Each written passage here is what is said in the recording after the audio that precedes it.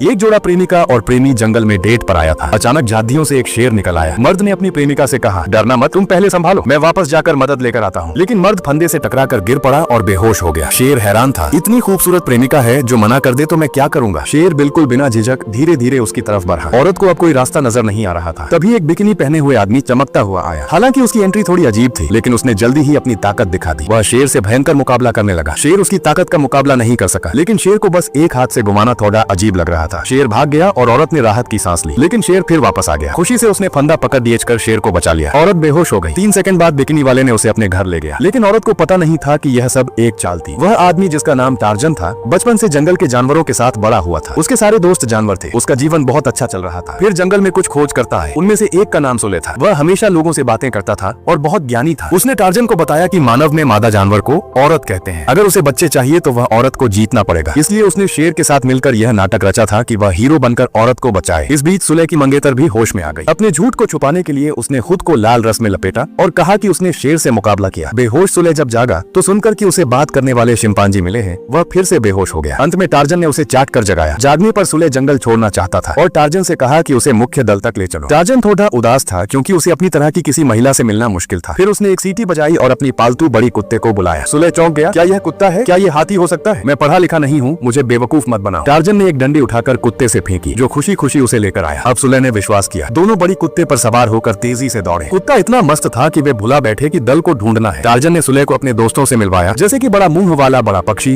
गंदा सफेद चेहरा बंदर और वह बड़ा शेर जिसने उसे डराया था। सुले को जंगल की ये नई चीजें बहुत आकर्षित कर रही थी और वह दल खोजने की जल्दी में नहीं था। टार्जन ने सुले को झूले पर झूलना सिखाया, लेकिन वह इतना मस्त हो गया कि कई शिंपांजी थक गए। अगले दिन शिंपांजी ने देखा कि टार्जन ने खूब सज धज कर रखा है, शायद वह प्यार में है। तो बुद्धिमान शिंपांजी ने उसे बताया कि प्रेमी बनने की कला बहुत पेचीदा होती है और इसके लिए कुछ चालाकी करनी होती है। उन्होंने उसे एक तरीका सिखाया, मुंह बंद रखना, थोड़ी आगे निकालना, दांत दिखाना, हवा में घास छिड़कना और छाती पर थपथपाते हुए कूदना। टार्जन ने ये सब किया, लेकिन सुले को ये सब देखकर मजाक जैसा लगा। सुले ने सोचा कि यह शख्स पागल तो नहीं है। शिंपांजी को यह बात अजीब लगी और वह वहाँ से भाग गया। फिर भी उसने जंगल की लाइब्रेरी में एक मानव प्रेमी जी देखी जो काम आ सकती थी, लेकिन वे दोनों चुपके से किताब देख रहे थे, जिसे सुले ने देख लिया। सुले को लगा कि टार्जन बेतुका है, लेकिन उसने उसे एक अंगूठी तोहफे में दी। टार्जन को बहुत खुशी हुई। मेरे पास तुम्हारे लिए कुछ नहीं है, उसने कहा।